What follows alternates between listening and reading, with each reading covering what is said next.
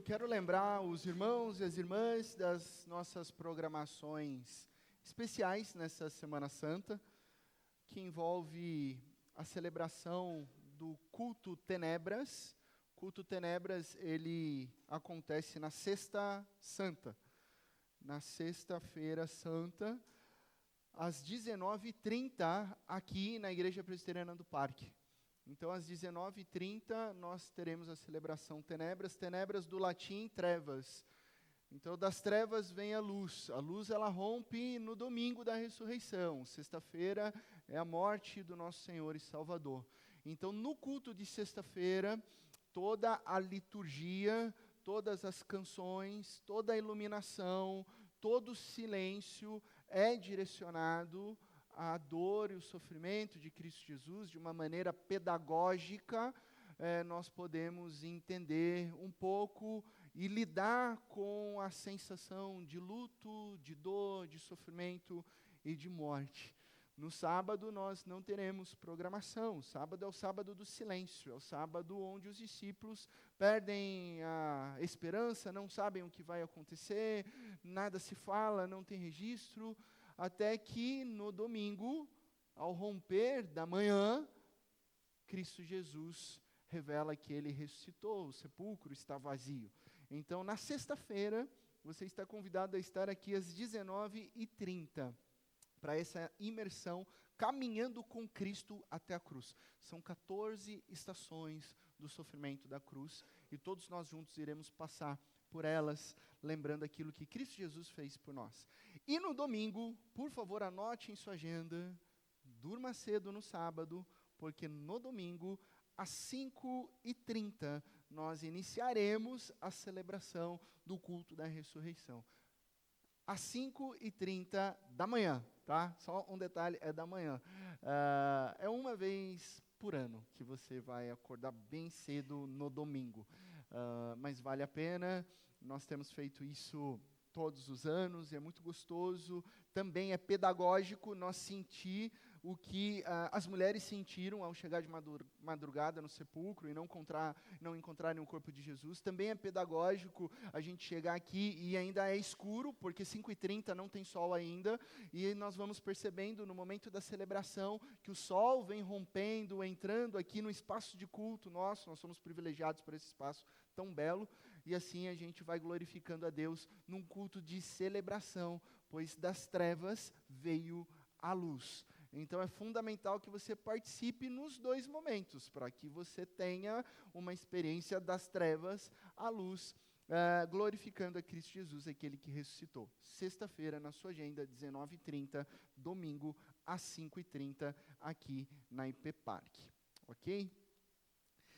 Bom, mais uma vez, meu amigo, minha amiga, que a maravilhosa graça de Jesus esteja com você.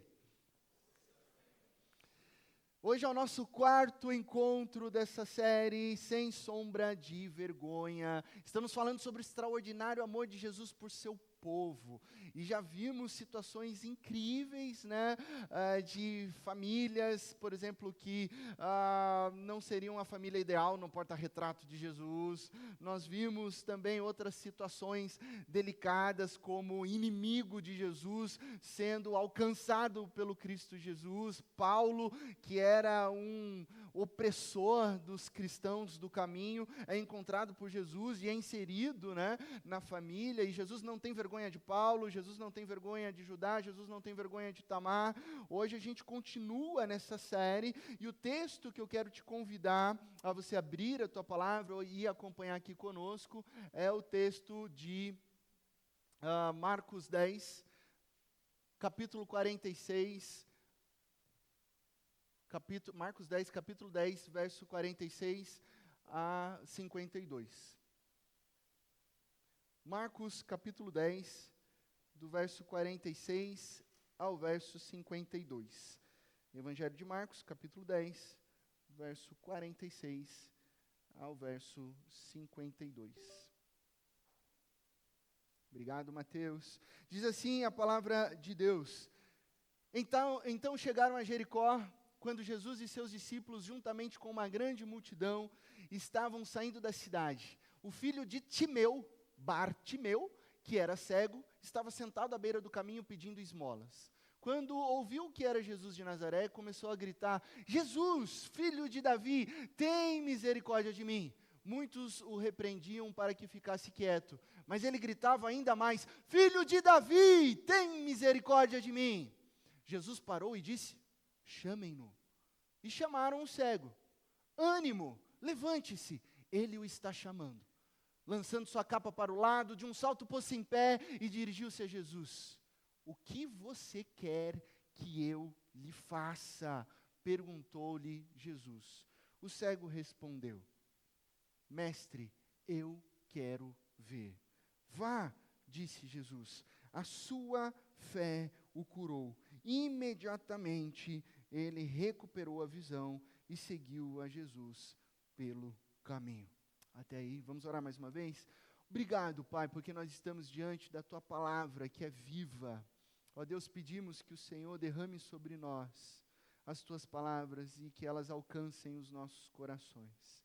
Estamos prontos para ouvir aquilo que o Senhor tem a nos dizer, olhando para Cristo Jesus, aquele que não se envergonha do seu povo.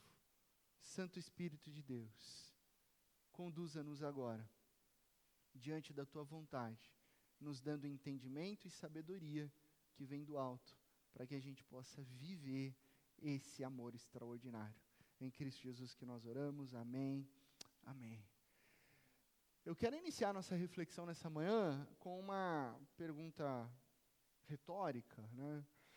E reflexiva, e talvez filosófica, que é a seguinte: o que você acha que as pessoas mais valorizam hoje em dia? Já parou para pensar nisso? O que hoje as pessoas do ano de 2026 mais valorizam? Nós temos algumas coisas, né?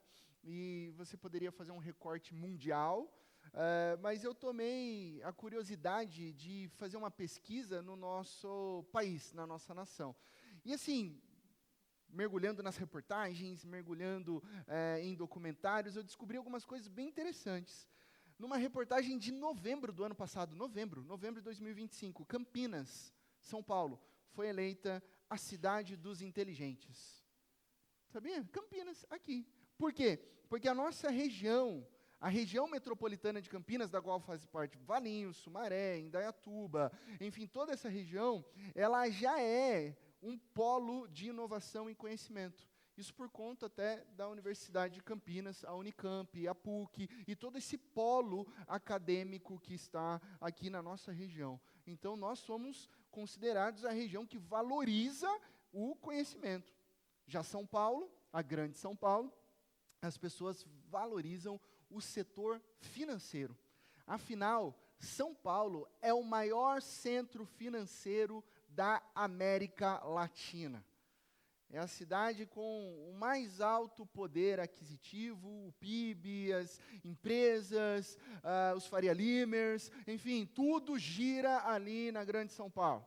Em Brasília, obviamente, o que domina as conversas é o capital político. É ali que se tomam as decisões que rumam a nossa nação. Rio de Janeiro é o polo do entretenimento e do lazer. O polo do entretenimento e do lazer. É ali que saem as grandes produções de entretenimento, filmes, teatro, novelas, bem como o lazer, os polos de esporte, enfim, está lá no Rio de Janeiro, música, culturalidade brasileira. Vila Velha, ali do ladinho de Vitória, tem se tornado o lugar das pessoas que cultivam o corpo físico atraente. Acaba sendo um polo das pessoas com os corpos esculturais. Olha só que interessante, a gente vê regiões do país onde as pessoas valorizam status, dinheiro, inteligência, capital político e beleza. Tudo isso atrai o olhar humano. Inegável, tudo isso atrai o olhar humano, chama atenção. Agora sejamos honestos, nós somos as pessoas comuns do dia a dia, não é verdade? Nós somos as pessoas comuns. Ninguém aqui caminha no parque ecológico aqui, né, e você está caminhando lá, de repente uma multidão começa a correr atrás de você pedindo autógrafo. Pelo menos não tenho ciência de que tenha acontecido com alguém aqui, né? Ei, para aí, você é o pastor Laci? Não, isso nunca aconteceu, tá? Mas a ironia é que muitas vezes em alguma área das nossas vidas, e pode ser qualquer uma delas, buscamos significado e propósito justamente em quem tem status, em quem tem influência, em quem tem algum tipo de capital, né, de poder, seja econômico, seja político, seja de influência. Chega até a ser constrangedor, sabe quando você está numa roda de conversa, às vezes entre amigos, e aí muitas vezes alguma pessoa que está ali conversando, ela do nada insere no meio da conversa, que não tem nada a ver, mas ela coloca no meio da conversa que ela conhece, ou que ela é muito amiga de alguém que é influente, de alguém que é rico, de alguém que é influente na cidade, no estado, ou até mesmo nas redes sociais, né? E aí você olha assim, tipo, e pensa, tá, mas o que isso tem a ver com o assunto que a gente estava conversando aqui? Não, ela quer mostrar que ela almeja isso. Por que isso acontece? Por que isso acontece? Simples, nós queremos ser aceitos. Queremos um lugar para pertencer. Queremos ser valorizados. Não queremos ser ignorados. E nessa busca, nós direcionamos os nossos corações para objetivos equivocados, ou para pessoas que não são e nunca serão capazes de nos dar razão de existência, fazendo com que nós nos sintamos, nessa busca frenética por aceitação, pessoas invisíveis. Diante disso, ao olharmos para Jesus, podemos nos perguntar, para quem o coração de Cristo Jesus se inclinava? Para quem o coração do Rei do Universo era atraído? Essa é uma pergunta importante, porque nós estamos falando daquele que é o Senhor dos Senhores, nós estamos falando daquele que é o Rei dos Reis, o resplendor da glória. E pasmem, o Rei se inclinava para aqueles que eram facilmente ignorados na sociedade. É para eles que o Rei se inclinava. O Rei dos Reis é atraído por pessoas invisíveis. O tipo de pessoa que geralmente é ignorada pela maioria, jamais será ignorada por Cristo Jesus. Jesus, narrado por Marcos como alguém que se move incansavelmente, o Evangelho de Marcos é um evangelho curto, e por ser curto a gente vê Jesus saindo imediatamente de um lugar, imediatamente para o outro, imediatamente para o outro. É um evangelho que tem uma velocidade, uma dinâmica, né? Jesus estava nesse movimento incansável, e agora ele está de Jericó para Jerusalém. Esse é o texto anterior do texto do Domingo de Ramos, e a caminho do sofrimento, ou seja, a caminho de Jerusalém, a caminho da traição, a caminho da cruz, onde ele realiza a grande obra da salvação, nesse movimento, nessa dinâmica, Jesus para. Jesus para. Ele está em movimento no evangelho todo, e aqui ele para. E por isso que o nosso tema de hoje, dessa manhã, é o rei que para. Porque nós precisamos parar com esse rei para entender por que esse rei parou a caminho de Jerusalém. Então nós somos apresentados ao motivo pelo qual Jesus parou. Não foi por causa de um grande fariseu, um grande religioso famoso que estava a caminho para Jerusalém, não foi. Não foi para um homem cheio de posses, rico e multimilionário da região da Galileia. Não foi para algum influencer famosinho das redes sociais de Jerusalém. Não, o texto bíblico nos informa que Jesus parou para Bartimeu. Trata-se da única pessoa curada por Jesus no Evangelho de Marcos que tem o nome mencionado. Você olha por todo o Evangelho e a única pessoa curada para Jesus que tem o nome mencionado ali é Bartimeu. Mas não se anime, porque Bartimeu não era um nome significativo. Sabia? Bartimeu não era um nome assim poderoso, significativo, importante. Em aramaico, Bar significava filho. Então todo nome que tinha Bar significava filho, e acompanhado do nome do pai. Percebe? Então naquela época, o filho do Zeca não seria Leonardo, seria Bar Zeca. Filho do Zeca.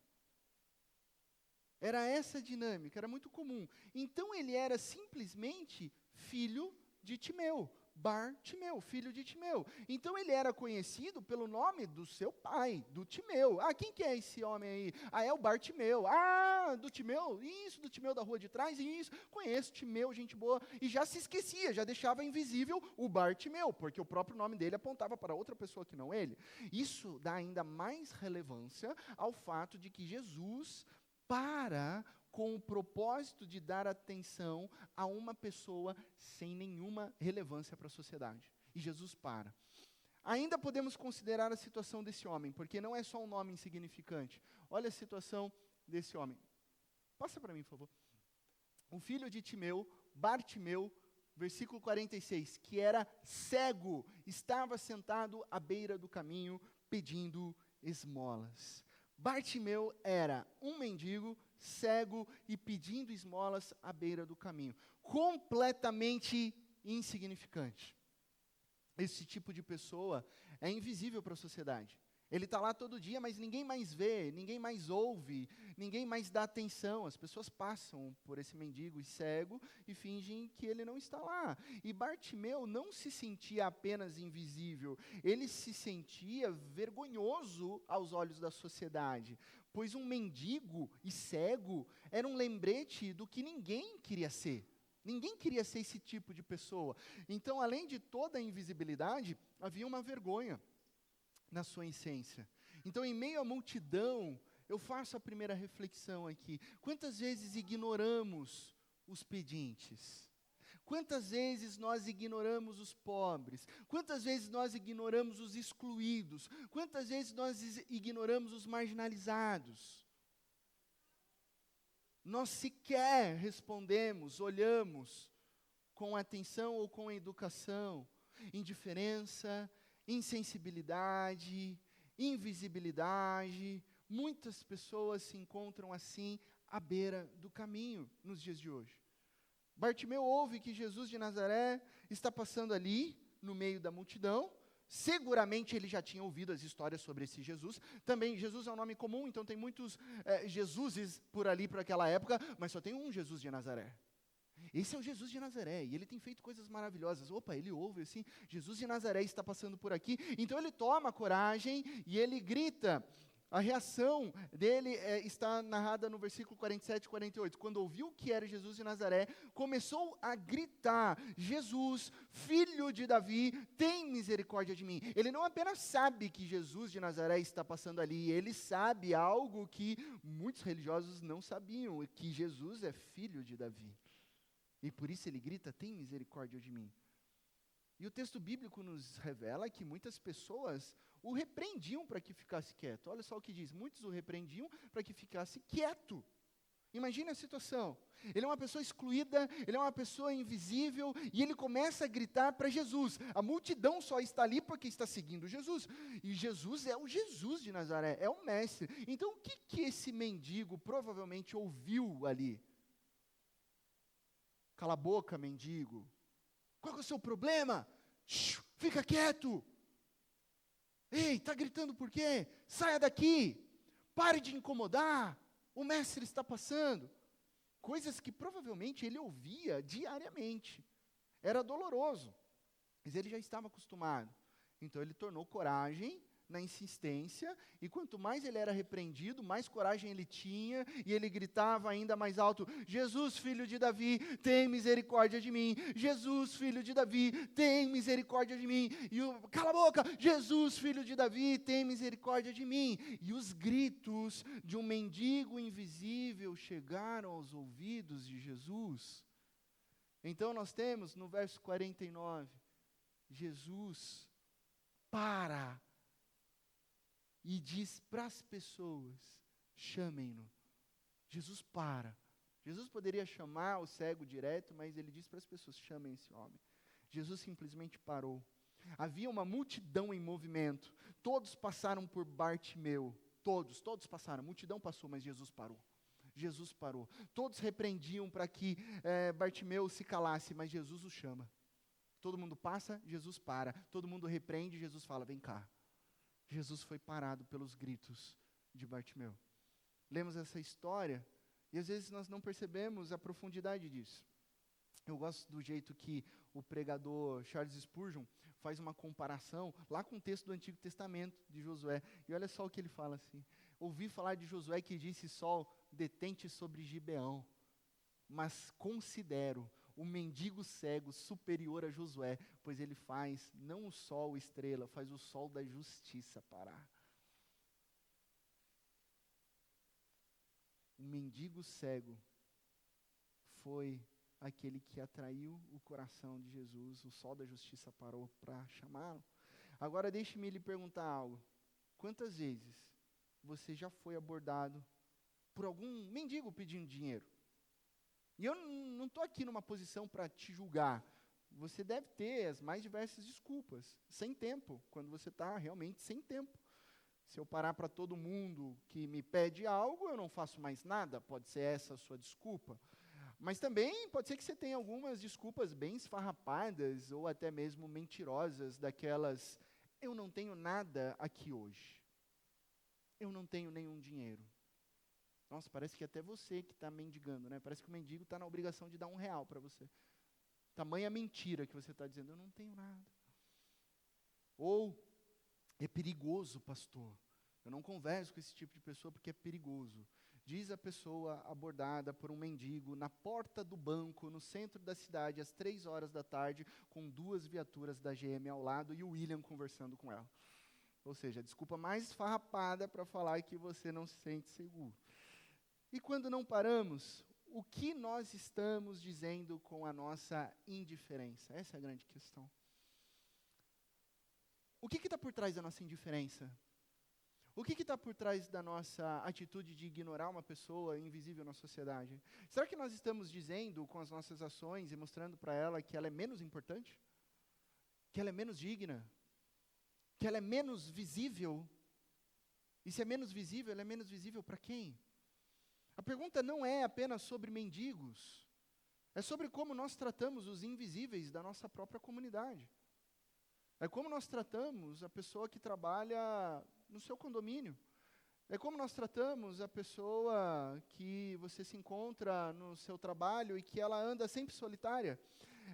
Nós estamos falando sobre aquela irmã que ninguém chama para tomar um café, para sentar e para conversar. Nós estamos falando sobre o contexto da igreja, daquele visitante que entra e sai todo domingo sem ser notado, e parece que há 6 meses que ele frequenta a nossa comunidade, ele ainda é um visitante. É sobre isso.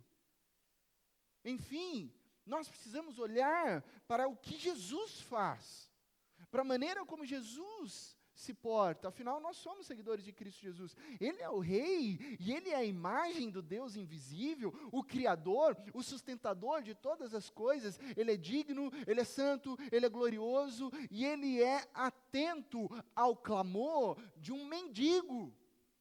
O Deus soberano que interrompe a sua jornada, indo para Jerusalém, indo para a cruz, indo para a Semana Santa, e Ele para tudo para se inclinar para os invisíveis da sociedade. Esse é Cristo Jesus. Jesus para os insignificantes, invisíveis, sem importância, pessoas comuns demais, pessoas pobres demais, pois Ele não se envergonha dos invisíveis. Amigos e amigas, essa cena, ela nos faz parar. Não tem como a gente olhar para esse texto bíblico e continuar em movimento, nós temos que parar, porque esse texto, a ação de Jesus, tem um propósito de nos parar, para observar o contraste que há aqui. Nós temos Bartimeu, um mendigo cego, estava diante de Cristo Jesus, o eterno Filho de Deus, o Rei dos Reis e Senhor dos Senhores. E nessa cena em que Jesus o chama, ele se coloca de pé diante de Jesus, em pé, pronto, vulnerável, porque ele não sabia o que viria, o que ele iria ouvir, e cheio de expectativa diante do Jesus de Nazaré, que então diz para ele: o que você quer que eu lhe faça? Jesus faz uma pergunta, nesse encontro, Jesus faz uma pergunta: o que você quer que eu lhe faça? É interessante que Jesus não pede nada para Bartimeu. Jesus não insulta Bartimeu, Jesus não repreende Bartimeu, Jesus o acolhe, Jesus o ouve e Jesus está pronto para oferecer algo para Bartimeu. Mas antes Jesus pergunta: o que você quer que eu lhe faça? Amigos e amigas, às vezes nós estamos à beira da estrada, como Bartimeu, despercebidos pela multidão, sentindo sobre os nossos ombros o peso de fardos que muitas vezes nós carregamos sozinhos. E pode ser que o seu fardo não seja pobreza, e glória a Deus por isso. Glória a Deus, eu já falei, já cansei de falar aqui na nossa comunidade que nós somos ricos, né? Lembra daquela série sobre finanças, que eu trouxe dados estatísticos mundiais sobre o quanto as pessoas gerais no mundo ganham e o quanto você ganha? Você está entre o 1% mais rico do mundo, tá? Então, ponto pacífico aqui que nós somos ricos. Mas talvez eu não esteja falando para você sobre o aspecto financeiro apenas. Quantas vezes você está à beira do caminho e o fardo pesado que você está carregando é emocional? O fardo pesado que você está carregando é de sofrimento, é de dor, numa sociedade tão ocupada com as suas próprias coisas, que não tem tempo para perguntar para você o que você está precisando. Não tem tempo para perguntar qual é a sua dor. Não tem interesse de saber qual é a sua dor. Porque o oi agora, ele é junto com o oi, tudo bem. Né? Já percebeu isso? Oi, tudo bem? Tudo. E você? Ponto. Ele é junto, é uma expressão. O oi hoje significa oi, tudo bem. E a resposta esperada é tudo e você. Quer fazer um teste do que eu estou falando? Quando você não estiver bem e alguém perguntar oi, tudo bem? Responda oi, não estou bem. E veja a cara de pão com ovo que se formará na sua frente. A pessoa não vai conseguir quase que te responder. Porque geralmente não se espera. Não estou bem. Como assim ela respondeu, não estou bem? Ela tem que responder que está tudo bem, porque eu também não estou bem, respondi que está tudo bem, é assim que a gente segue a vida, não é? Não. Muitas pessoas estão agarradas em seus compromissos e não têm tempo para olhar para a dor e o sofrimento de quem está à beira do caminho. Então lembramos de Jesus, mas ao mesmo tempo nos autossabotamos. Na verdade, a gente lembra, sabe, que Jesus tem aquilo que nós precisamos, mas a gente entra naquele ciclo de autossabotagem por causa do nosso pecado. Colocamos obstáculos em processos inconscientes que nós mesmos criamos. Sabemos que Jesus está por nós, mas vou te dar um exemplo. O que a gente pensa? Não sou merecedor. Ai, Jesus não tem tempo para lidar com esse problema tão pequeno que o meu. Nossa, tem tanta coisa para Jesus fazer, né? E eu vou me dirigir em oração a Jesus, eu sendo um falho, pecador. E aí você começa a se auto-sabotar para não ter um encontro com Cristo Jesus e fugir de Cristo Jesus. Ou ainda nos auto-sabotamos na vida da igreja, porque a vida da igreja é uma comunidade cristã cuja missão é a edificação uns dos outros também. Ela é a missão da igreja é proclamar as boas novas e edificar uns aos outros. Então você mesmo pensa, você está mal, o fardo está pesado, você precisa dividir com alguém, você precisa ligar para alguém. Aí o Espírito Santo coloca no teu coração, nossa, eu estou tão bem lá no meu PGV, nossa, o meu líder ou a minha líder, ela diz que se importa tanto comigo. E aí você pega o celular e pensa, eu não vou incomodar o meu líder de PGV. Eu pensei em escrever um pedido de oração, mas eu não quero que as pessoas fiquem com mais problemas. O que é isso? É um ciclo de autossabotagem. Você sabe que você tem que levar os seus pedidos de orações para o povo da igreja orar por você. Você sabe que o seu líder de PGV está ali para te pastorear. Você sabe que o conselho está aqui para pastorear. Você sabe que o pastor está aqui para te pastorear. Mas você fica se autossabotando e não vivenciando a edificação dos outros da igreja. E assim, nós esquecemos da compaixão de Jesus por seu povo. E esquecemos que nós somos o povo da compaixão. Quando a gente esquece da compaixão de Jesus pelo seu povo, é natural que a consequência disso é que a gente deixe de ser o povo da compaixão. Eu e você precisamos lembrar dessa verdade bíblica. Ele ouve os nossos clamores. Jesus se inclina para nós. Ele nos chama para perto e Ele nos pergunta, o que você quer que eu lhe faça? E como você vai responder para Jesus essa pergunta? Essa é a sua oração. Jesus está perguntando, o que você quer que eu lhe faça? Como você responde? É a sua oração. o que você quer que Jesus faça por você. A gente volta para o texto bíblico, e é sobre um cego, né? O cego Bartimeu, parecia algo tão óbvio, né? Perguntar para um cego, cego, o que você quer que eu lhe faça? O cego respondeu, mestre, eu quero ver. Aí você olha o texto bíblico e fala assim, poxa, Jesus falando óbvio, o cego respondendo óbvio. Mas a gente tem que parar e ver que nem Jesus estava sendo tão simplista e nem o cego está sendo tão simplista. Os dois estão numa camada profunda, porque é claro que o cego quer ver. E é claro que Cristo Jesus quer abrir os nossos olhos, não somente os físicos, mas o do coração. Mas você que tem olhos para ver, hoje, aqui na Igreja Presbiteriana do Parque, então veja como o cego Bartimeu responde Jesus. Ele responde dizendo como... Não, volta. Ele responde começando, mestre. Mestre. Antes da cura, Bartimeu já tinha se colocado diante de Jesus como um discípulo, reconhecendo, sem ver Jesus fisicamente, que Jesus de Nazaré é o mestre dele na sua vida, um discípulo.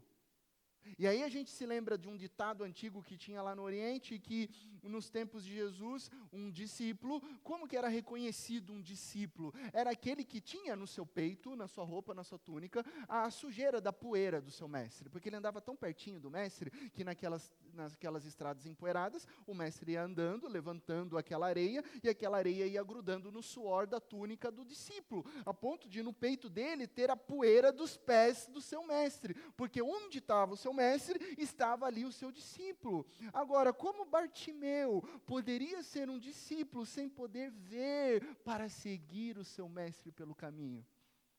Como? Por isso ele responde, mestre, eu quero ver.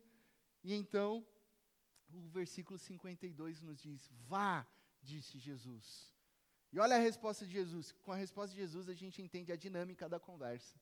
A dinâmica da conversa não era só na cegueira física, era sobre uma cegueira espiritual. Ele diz, a sua fé o curou. Imediatamente ele recuperou a visão, agora a visão física, e seguiu Jesus pelo caminho. Vá, vá, e imediatamente coloca-se em movimento, porque essa palavra vá, e imediatamente, é aquele ritmo acelerado de Marcos. Agora a pausa foi encerrada, e Jesus precisa ir para a cruz. E imediatamente nesse movimento, atrás de Jesus, Bartimeu seguindo Jesus pelo caminho. Ele viu, e a primeira coisa que ele foi fazer não foi ir rever os amigos, não foi contar para a família, não foi lá para a casa do Timeu, seu pai, e falar, olha pai, agora eu vejo. Não, ele largou tudo e seguiu Jesus. E seguiu Jesus. Lembrando que o caminho de Jesus é o caminho para Jerusalém. É o caminho para a cruz. Perceba comigo que o texto imediatamente, no capítulo 11, é o texto da entrada triunfal. A gente leu o texto sinótico lá de Mateus, mas aqui em Marcos 11 é a entrada triunfal, é o texto de Domingo de Ramos. E o ex-cego agora está seguindo Jesus pelo caminho para a cruz. Bartimeu não apenas recebeu a visão, ele recebeu direção. O que a gente precisa, às vezes, não é só a visão, mas a direção dada por Deus. Ele seguiu Jesus no caminho que levava à cruz. E aí a gente entende que ver e seguir para um discípulo de Jesus são coisas inseparáveis. Se você vê Jesus, você segue Jesus.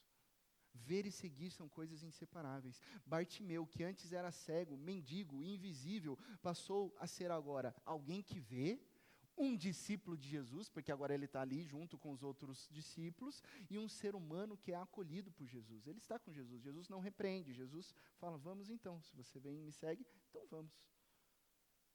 Concluindo, irmãos, na cena em que Jesus para, o cego para, a multidão para, os discípulos param, nós paramos hoje para ouvir a pergunta de Jesus: o que você quer que eu lhe faça? Essa é a pergunta fundamental desse texto para mim e para você hoje. É Jesus te perguntando: o que você quer que eu lhe faça? Uma pergunta que é repetida. Não é a primeira vez que Jesus faz essa pergunta.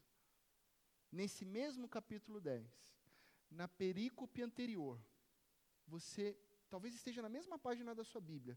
você volta para os versículos 35 e 36, nós temos Tiago e João, filhos de Zebedeu, discípulos de Jesus, que aproximaram-se dele e disseram: Mestre, chamaram também de mestre, queremos que nos faças o que vamos te pedir. Jesus faz a pergunta: o que vocês querem que eu lhes faça? A mesma pergunta que Jesus fez para Bartimeu, Jesus tinha feito um pouco tempo atrás para os discípulos. Mas os discípulos, eles responderam outra coisa. Permite que, na tua glória, nos assentemos um à tua direita e o outro à tua esquerda, Jesus. É isso que a gente quer, porque a gente quer ficar bem pertinho, do seu lado, para que outros possam ver que nós somos os seus preferidos, que nós estamos um do seu lado, o outro do seu lado. A gente já combinou aqui, inclusive, quem que vai ficar à direita e quem que vai ficar à esquerda. Nem vamos brigar, Jesus. Disse-lhes Jesus: vocês não sabem o que estão pedindo. Vocês não entenderam nada. Vocês estão pedindo errado. O pedido apropriado não é por posições de honra. O pedido apropriado não é por influência. O pedido apropriado não é como é vendido aí em algumas igrejas neopentecostais. Você é o filho do rei, você precisa ser milionário. E a prosperidade sobre a sua casa e tantas outras coisas, porque você tem que exigir de Deus que você seja bilionário, que você tenha muito mais do que você precise. Não, o pedido correto é por restauração da visão, para que você siga na direção de Deus para a sua vida. Esse é o pedido correto. E quem pediu certo foi aquele que não via e não era visto por ninguém. E porque pediu corretamente, passou a ver, não somente com os olhos, mas com os olhos do coração, porque ele começou a seguir a Jesus pelo caminho. Qual é o significado disso para as nossas vidas hoje? Porque de uma forma ou outra, a cegueira espiritual aflige todas as categorias das pessoas nessa história. A cegueira espiritual aflige os oponentes, os discípulos, os membros da multidão. Nós vimos semana passada na nossa reflexão aqui que todos éramos inimigos de Deus. Então, se todos éramos inimigos de Deus, a cegueira espiritual atingiu todos. E aí nós olhamos que Jesus parou para acolher e curar a cegueira espiritual de um mendigo à beira do caminho. Jesus disse a Bartimeu, um homem invisível na sociedade, excluído e ignorado: a sua fé o curou. A resposta de Jesus foi: vá, porque a sua fé o curou. E ao olharmos para essa narrativa, eu deixo para você duas importantes lições. A primeira: Jesus não se envergonha de pessoas invisíveis. Jesus não se envergonha de pessoas invisíveis. E essa é uma ótima notícia para aqueles que são ignorados na sociedade. A outra lição é que ao olharmos para o mendigo, e precisamos olhar para essa narrativa, o que ele pediu, o que ele recebeu, o caminho que ele percorreu seguindo Jesus, nós podemos ter a esperança de que os discípulos possam, enfim, enxergar. Pois esse texto nos revela que o mendigo à beira do caminho enxergou antes que os discípulos. Não adianta ser Tiago e João e ficar pedindo errado. É bem melhor ser o mendigo cego e pedir certo para seguir a Jesus. Seguir aquele que tem tudo e ainda assim sempre nota aqueles que não têm nada. Esse é o caminho de Jesus. É a Cristo Jesus que eu e você seguimos. Que Deus te abençoe. Na mais absoluta certeza de que em Cristo Jesus todas as coisas ficarão bem, porque Ele não se envergonha dos invisíveis. Duas lições práticas de vida para mim e para você. O que a gente faz à luz desse texto que nos fez hoje parar? A primeira é: reconheça os invisíveis ao seu redor. Nessa semana, observe as pessoas que normalmente passam despercebidas. Você vai conduzir o seu olhar Glória a Deus que você enxerga, né? Então você vai enxergar com intencionalidade o porteiro, a faxineira, o morador de rua, o idoso solitário que sai todo dia de manhã às 6 da manhã para fazer uma caminhada sozinho, o funcionário do caixa, enfim, nessa semana escolha uma pessoa, abre aspas, que é invisível para a sociedade e a trate com dignidade e honra. Não é para tratar ela no automático, é para tratar ela com dignidade e honra. Ah, mas eu estou em movimento, pastor, eu estou numa pressa. Jesus estava numa pressa para fazer a grande obra dele, que é morrer na cruz por mim e por você, mas Jesus parou. Se Jesus parou, você pode parar também. Pode ficar tranquilo que se Jesus parou, você pode parar, porque você não é Jesus, tá? Só um lembrete. Então, para olhar com dignidade e honra. Olhe nos olhos. Diga bom dia, sabe, passou do lado, não é passou do lado, bom dia, é assim, tipo, oi, bom dia, olha no olho, bom dia, tudo bem? Puxa, a gente trabalha aqui, né, eu trabalho no escritório, você sempre passa de quarta-feira a fazer a limpeza aqui, me desculpa, eu nunca perguntei o seu nome, qual que é o seu nome? Como você tem passado os últimos dias? Posso orar por você? Posso orar por você? Porque talvez numa pergunta dessa, ela pode ser sincera e responder, olha, eu não tenho passado muito bem. Então eu posso orar por você? Reconheça as pessoas de verdade. Segunda lição prática de vida, examinando meus próprios gritos abafados. Né? Bartimeu foi repreendido, né? O grito dele, houve uma tentativa de abafar o grito dele.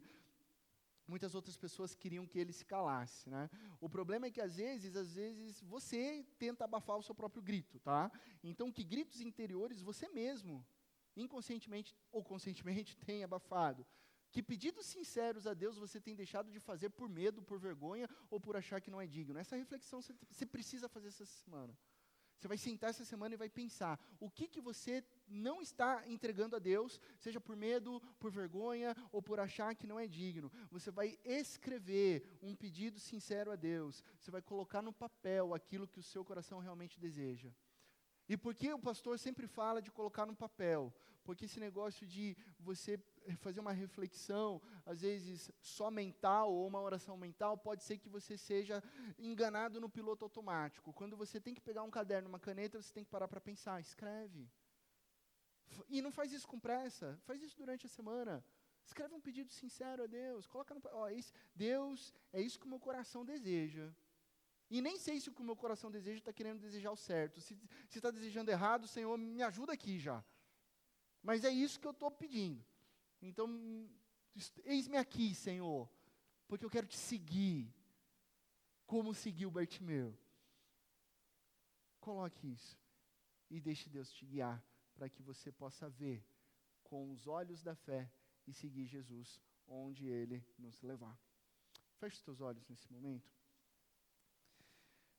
E eu te convido a, de olhos fechados, você imagine por um instante que você esteja num lugar bonito, talvez caminhando no parque, ou talvez, enfim, num outro lugar belo que você tem um apreço, um carinho. E enquanto você caminha sozinho, você é encontrado por Jesus, que para diante de você, olha nos seus olhos e pergunta, o que você quer que eu lhe faça? Jesus está olhando para você e perguntando, o que você quer que eu lhe faça? Não responda com o que você acha que deveria pedir. Não responda com o que você imagina que deveria ser o padrão. Seja sincero. E responda com o que o seu coração realmente precisa. Porque o que Jesus está perguntando é sobre a sua essência. É sobre o sentido da sua existência. É sobre um amor que atravessa oceanos. Um amor que vai de leste a oeste. E que alcança o teu coração. O que você quer que eu lhe faça? Pergunta Jesus. Responda com o seu coração. Responda a partir do que você realmente precisa. E lembre-se que o amor de Deus Ele acolhe os invisíveis. Lembre-se que o amor de Deus lança fora todo medo.